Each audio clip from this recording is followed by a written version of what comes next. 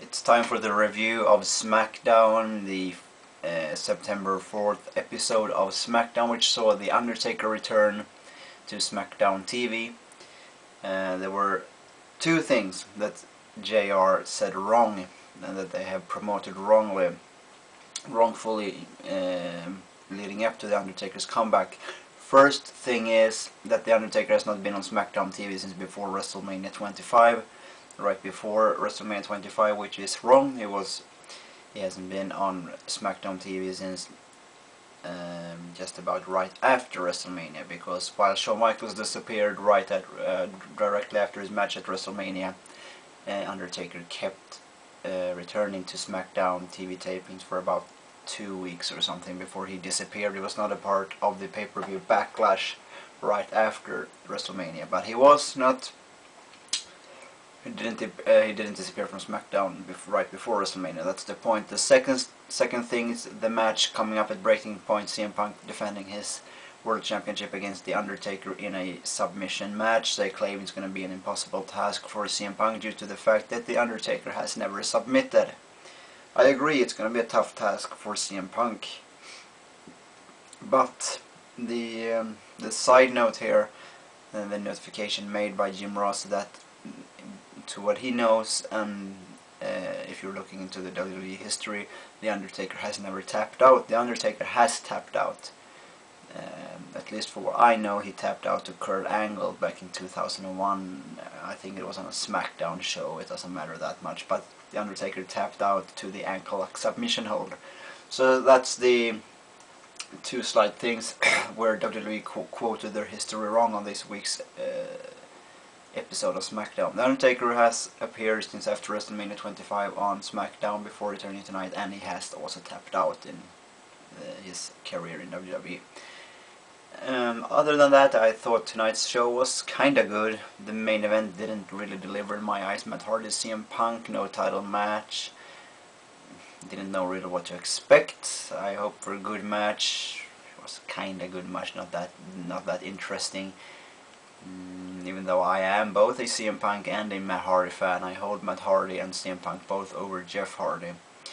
Also, we had The Undertaker's return in itself. CM Punk was trying to put a chair and somewhat destroy Matt Hardy's throat voice box with the help of a chair, shoving him into the ring post, much like he did to Jeff Hardy.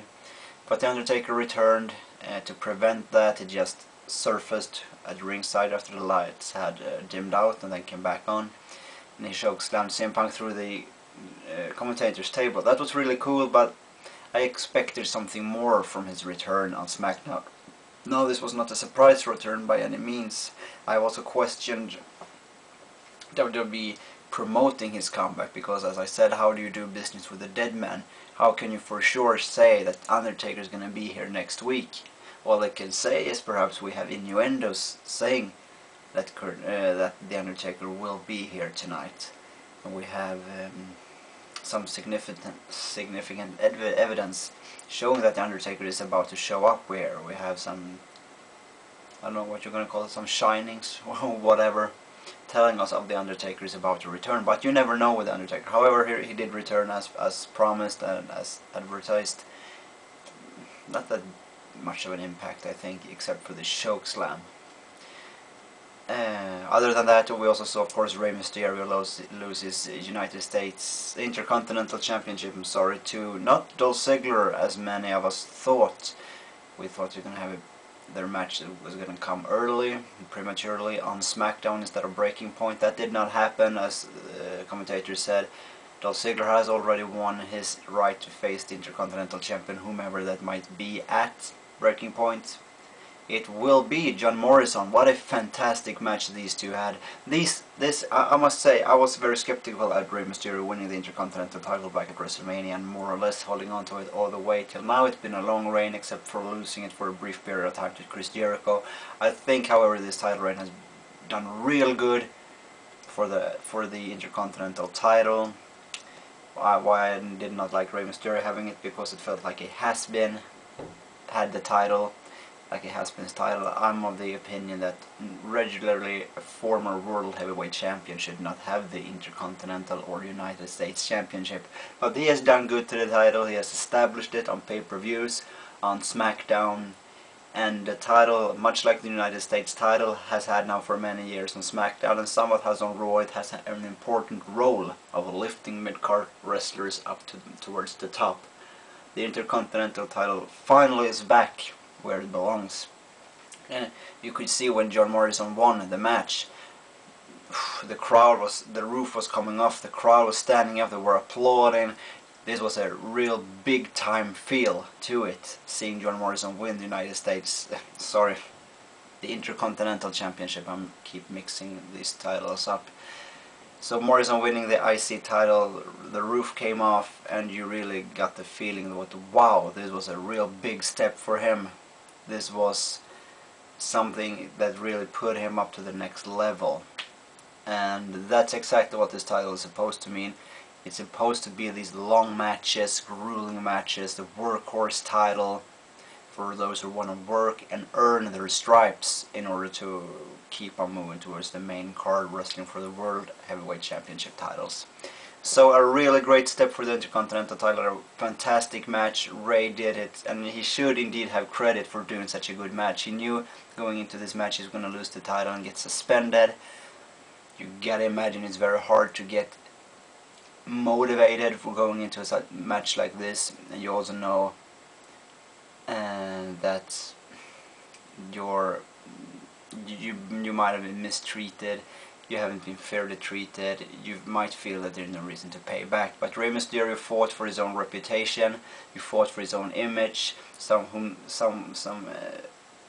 image that Rey Mysterio thinks might have been tarnished somewhat due to these rumors of his breaking of the wellness policy has made to him. But I don't think it has done that much damage to him, and most marks don't know about it, most kids don't care. You can always find an explanation for everything. So I think Ray did this match mostly for himself, to prove that he is one of the best, why he belongs on SmackDown, and he also made sure that he's gonna be missed on SmackDown, because he will be missed from a market standpoint now, since they lost both Rey Mysterio and Jeff Hardy. Ray for a brief period of time now. These are the main kids' favorite. John Morrison's one of them. They might try to push Matt Hardy in there too. So all in all, somewhat good episode of SmackDown. Also had a women's match, and we also saw Drew McIntyre once again show up beating up R-Truth. I forgot to mention him last week when he made his comeback on WWE television. He was on SmackDown back in 2007 along with Dave Taylor. He won a few matches, then went back to the Ohio Valley Wrestling, I believe, and then transferred over to FCW. That right after he was drafted to Raw in the beginning, in the early stages of 2008. After there, he was removed from the main rosters and sent back down to the developmental territories. So Drew McIntyre back, and we have a lot of British wrestlers right now on the rosters and the brands of WWE television. That's good, I like British wrestlers. So that's all I had to say about this SmackDown, and be sure to check out my videos about my top 10 most weird WWE theme songs of all the times, and also a video where you can share the first time that you ever marked out while watching WWE as a kid, as a grown-up, doesn't matter. Thank you for watching, and have a nice day.